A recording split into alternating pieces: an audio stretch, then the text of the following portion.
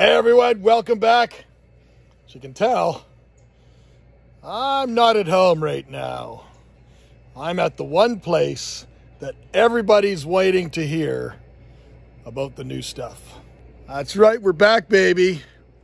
We're back at Cichlids of the Americas. Let's go say hi to Dan. Just walking in the doors, like coming home. Right in the very first tank. Look at these screamers.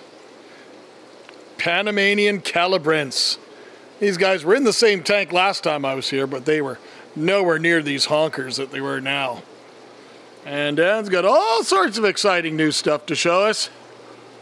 New species, some change-ups, because you got to remember the last video came out at least 4, possibly 5 years ago now. Probably 4.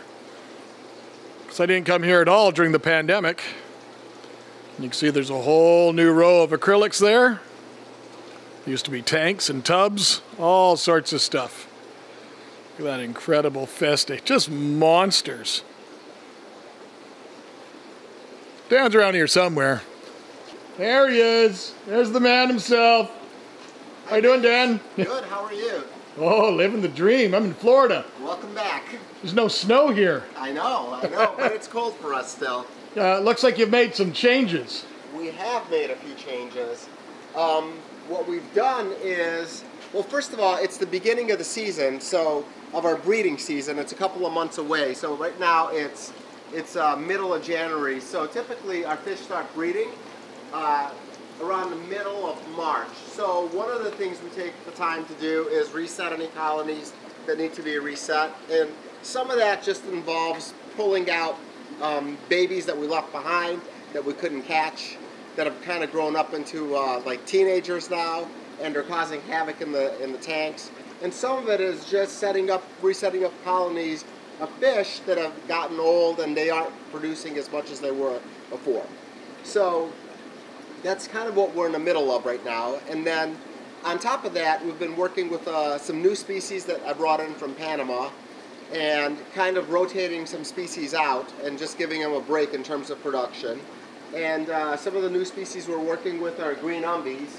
There's a pair of them right up here. And I'm sure you'll take some video of it later. And this is one of the species that I talked about last time in our last visit that I was going to bring back. And here's a pair of them. We have tons of babies of them that are anywhere from 1 to 3 inches. So it wasn't very difficult to spawn, but getting the fish was a difficult matter, of course. So that's that. And then there's some other fish also that we brought in from Panama. We brought in some Altafrons, we brought in some Esfresi, we brought in some Loisel, Panamanian Loisel, and also Panaments too. And some of the smaller Cryptoheros. We caught some Nanoliteus, brought back some Nanoliteus also. They didn't like being in a 65-gallon tank crowded in, so there's a little bit more aggression than what we thought, so we had to break them up.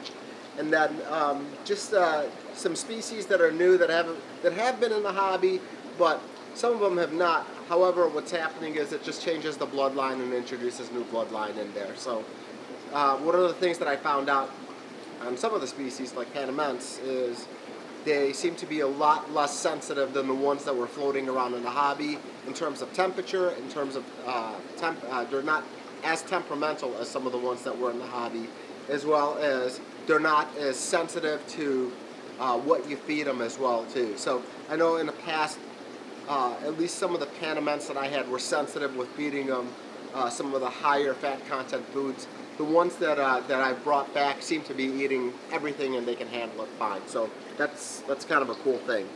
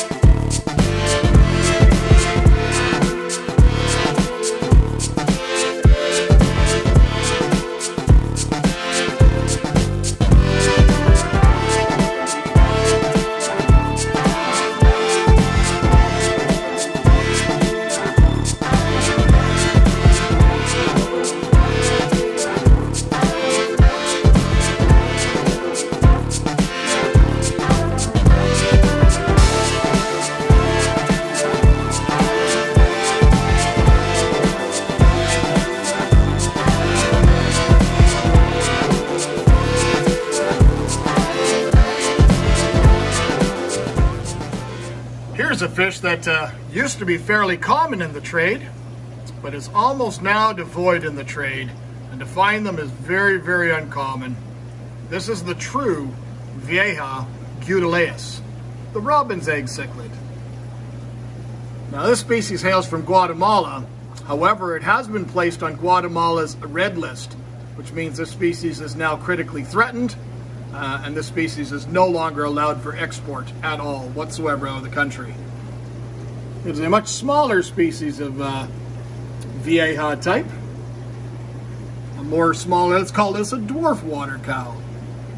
But it's an incredible, incredible Central American cichlid. And as you can see by some of the colors, the male is very striking. The female is primarily blue.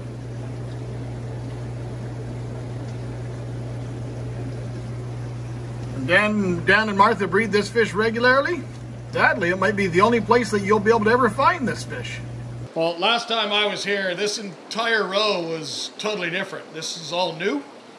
Yeah, one of the things that I did was we added some species in this row. We kind of had these fish housed in different areas, but one of the things that we were doing in the past is I typically had a lot of species that were redundant species. So if we had fish that were set up in a tank that weren't really a colony, we typically had 2 tanks dedicated to them. So like an Amphilophus, typically we had 2 pairs of them set up. So just space is always a problem here, as crazy as it sounds. So we kind of decided to roll the dice and not carry or not have a backup pair for every pair of a tank or smaller tank fish, like the Amphilophus, like some of the Viejas, like the Gutaleus, the Catamaco fenestratus, some of the others.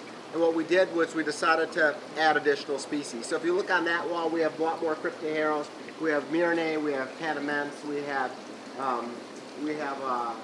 Cephalofasciatus, and then so what we did was we kept 1 pair of each, and then we just added a lot more species. So it doesn't sound like much, but if you count around the building, it's about 35 more species of fish that you're adding by just eliminating some of the duplication of the species. So I think that'll work out for us. It also gives the hobbyists a lot more selection than before, because now you have the space to carry more. Now, what's interesting is some of the setups that we have is we actually decided to put colonies of the smaller fish in those 65 and 75 gallon tanks.